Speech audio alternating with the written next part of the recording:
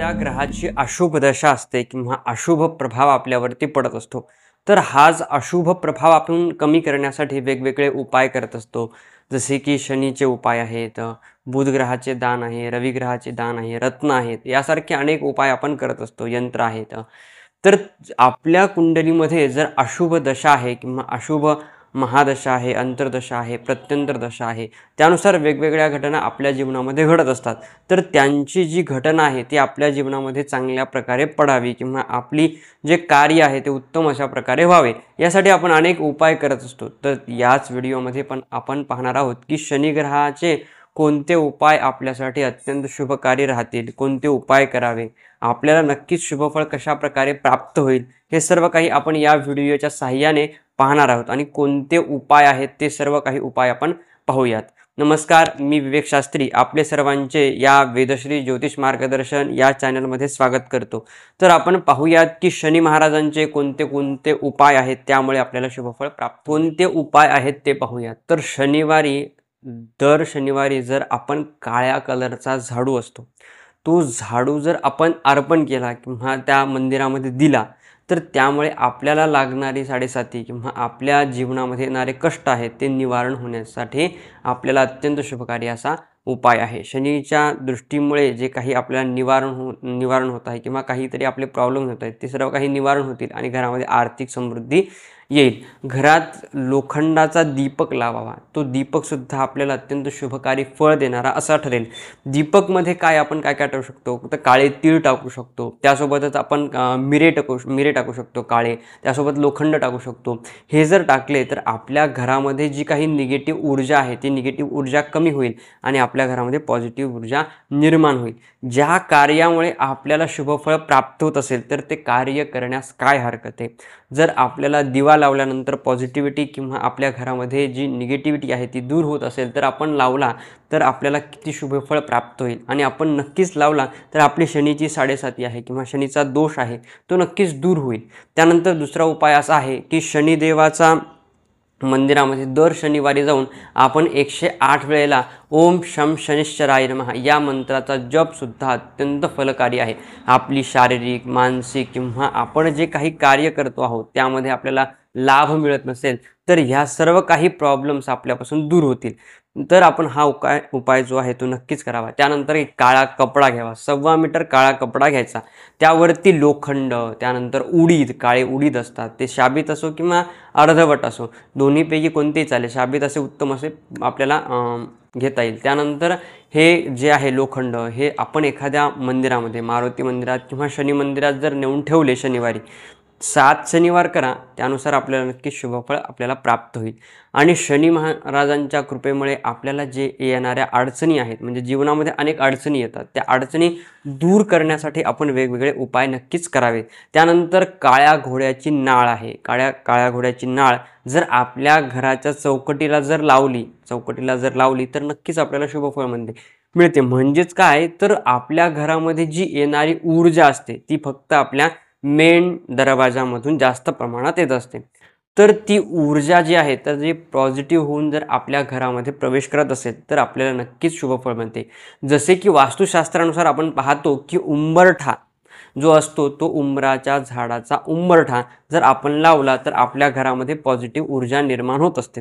त्याचप्रमाणे आपल्या घरामध्ये एखाद्या मुख्य जो कार्य करतो, जो उत्पन्न करून आणतो, त्याच्या कुंडलीमध्ये जर अशुभ दशा असेल किंवा त्याच्या जीवनामध्ये साडेसाती असेल तर आपण जर ही घोड्याची नाळ जर आपण लावली तर त्यामुळे आपल्याला नक्कीच आपल्या घरामध्ये प्रवेशामध्ये जी ऊर्जा आहे किंवा आपण जे काही धन घेऊन येतोय त्यानुसार आपल्याला नक्कीच शुभफळ प्राप्त होईल आणि आपली धनामध्ये समृद्धी वाढेल, मानसिक तणाव वाढणार नाही, मानसिक चिंता वाढणार नाही, भविष्याची जास्त प्रमाणात चिंता आपल्यामध्ये सतावणार नाही. त्यामुळे हे जे काही अडचणी येतात त्या नक्कीच दूर होतील. आणि त्यासोबतच आपण असा एक उपाय करू शकतो की दर शनिवारी शनी मंदिरात जाऊन तिळाच्या तेलाचा दिवा लावावा. हा उपाय अत्यंत एक साधा उपाय आहे आणि सरळ उपाय आहे. तो जर केला तरीही सुद्धा आपल्या जीवनामध्ये खूप प्रमाणात बदलाव होतात. त्यानंतर शनी चालीसा आहे, याचे पठण आपण नक्कीच करू शकता. त्यानंतर कुत्रा, जो काळा कुत्रा असतो त्या कुत्र्याला सुद्धा आपण पालन करू शकता किंवा पालन होत नसेल तर आपण त्याला काही ना काहीतरी आपल्या जेवणातला, अन्नातला जो काही तुकडा असेल तो आपण नक्कीच टाकू शकतो. तो जरी आपण दररोज टाकला किंवा आपण काही कालावधीसाठी जरी टाकला तरीही त्यानुसार सुद्धा आपल्याला शुभफळ प्राप्त होत असते. शनी महाराज असो किंवा कोणताही दुसरा ग्रह असो, त्यामध्ये वेगवेगळे प्रभाव आपल्या जीवनावरती टाकत असतात. जसे की सूर्य आहे, रवी आहे, त्यानंतर सूर्य, चंद्र, मंगळ, बुध, गुरु, शुक्र, शनी, राहू, केतू हे 9 ग्रह आहेत. तर यांचे वेगवेगळे परिणाम आपल्या जीवनावरती होत असतात. तर त्यांचे दान करणे, त्यासोबतच आपण जे आहे जसे की आपण पाहिले या ठिकाणी दान करणे, काळा कपडा आहे, उडीद आहे, काळे उडीद आहेत, त्यानंतर लोखंड आहे, हे जर दान केले तर आपल्याला नक्कीच शुभफळ प्राप्त होते. का तर शनी महाराजांची जी निगेटिव्हिटी आपल्याजवळ आहे, जी काळोख आपल्याजवळ आहे, तो काळोख किंवा निगेटिव्हिटी आपण जर दुसऱ्याजवळ देतो, म्हणजेच की आपण जी काही आहे आपल्याजवळ त्यालाही दान मिळते आणि आपल्याकडून काहीतरी दानधर्म होतो आणि त्यासोबतच आपली जी साडेसाती आहे किंवा आपल्याला जी अशुभ दोष लागत आहेत किंवा अशुभ परिणाम आपल्या जीवनावरती, आपल्या शरीरावरती ऊर्जेमुळे होत आहेत, तर ते जर आपण ट्रान्सफर केले तर ते आपल्यापासून दूर होतील, आपल्यापासून निगेटिव्हिटी कमी होईल. त्यामुळे आपण जे आहे तो हा उपाय करत असतो किंवा दान देत असतो. तर दानाचे धर्म हे खूप महत्त्वाचे आहे. दान दिल्यानंतर खूप प्रमाणात आपल्याला पॉझिटिव्हिटी आणि आपल्या जीवनामध्ये अनेक असे चांगले घटना आणि नवनवीन योग आपल्या जीवनामध्ये घडत असतात. तर नक्कीच आपण दान द्या, त्यासोबतच आपण पूजा करा किंवा शनी महाराजांची चालीसा वाचा, शनी महाराजांचा जप करा, तर नक्कीच आपल्याला शुभफळ प्राप्त होईल. आणि आपण जर एकच दिवस केले आणि त्यानंतर सोडून दिले तर आपल्याला लगेच फळ प्राप्त होत नाही. आपण ही जर क्रिया कंटिन्यू केली, जसे की एखादी दान आहे, तर ते दान आपण जर प्रत्येक शनिवारी दिले, 11 शनिवार केले, 21 शनिवार केले, तर त्यानुसार हळूहळू बदलाव आपल्या जीवनामध्ये येतील. एकदाच दान दिले तर लगेच ते पॉझिटिव्ह होतील किंवा आपण सर्व प्रमाणात पॉझिटिव्ह होऊ किंवा आपला तो जो ग्रह आहे तो आपल्या कुंडलीनुसार आणखीन पॉझिटिव्ह होईल असे होऊ शकत नाही.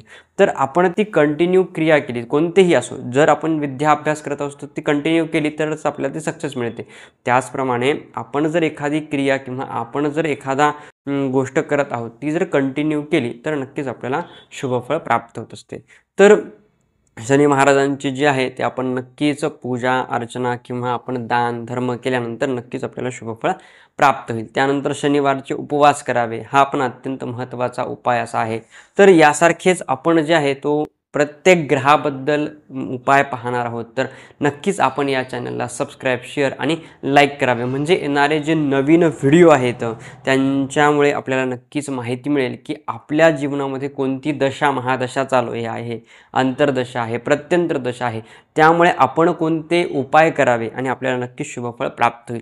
तुम्ही स्वतःची कुंडली पाहू शकता. आपण जर पाहिली नसेल किंवा आपल्याला जर पाहता येत नसेल तर या चॅनलच्या साहाय्याने तुम्ही शिकू शकता की आपली स्वतःची कुंडली कशी पाहता येते, आपल्या कुंडलीमध्ये कोणते दोष आहेत किंवा आपल्या कुंडलीमध्ये जे आहेत कोणते उपाय केल्यानंतर आपल्याला शुभ फळ मिळते, हे सर्व काही आपण या चॅनलच्या माध्यमातून पाहत असतो. त्यासोबतच पाहिलेली आहेत, बऱ्याच व्यक्तींची कुंडली आपण पाहिलेली आहे किंवा आपण पाहत असतो की कोणते उपाय केल्यानंतर किंवा आपण आपली स्वतःची कुंडली आहे, ज्या स्थानामध्ये सूर्य आहे, या स्थानामध्ये केतू आहे किंवा आणि कोणते ग्रह आहेत किंवा महादशा आहे, अंतर्दशा आहे, त्यांचे वेगवेगळे आपण काय करावे ज्यामुळे आपल्याला शुभफळ प्राप्त होईल. तर हे उपाय आहेत आणि तुम्ही स्वतःची महादशा बघा. आपल्या महादशा चांगली असो वाईट असो, त्यांचे जर उपाय केले तर नक्कीच आपल्या जीवनामध्ये अत्यंत समृद्धी, समाधान आणि मनशांती ही आपल्याला नक्कीच प्राप्त होत असते. तर यासारखेच आपण नवनवीन व्हिडिओ या चॅनलच्या साहाय्याने पाहणार आहोत. तर नक्कीच आपण या चॅनलला सबस्क्राईब, शेअर आणि लाईक करावे, म्हणजे येणारे जे नवीन व्हिडिओ आहेत ते नक्कीच आपल्याला शुभफळ प्राप्त करून देणारे ठरतील. धन्यवाद.